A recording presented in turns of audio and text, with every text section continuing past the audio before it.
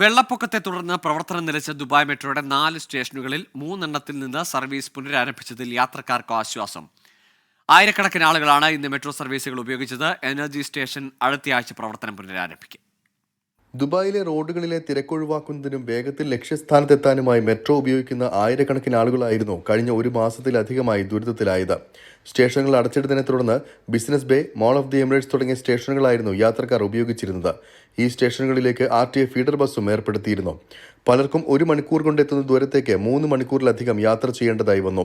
Dubai മെട്രോയുടെ പ്രവർത്തനത്തിനും പരിപാലനത്തിനും ഉത്തരവാദിത്തമുള്ള കമ്പനിയായ ക്യോലിസ് മിത്സുബിഷി ഹെവി ഇൻഡസ്ട്രീസുമായി ചേർന്നാണ് അറ്റകുറ്റപ്പണികൾ RTA നടത്തിയത്.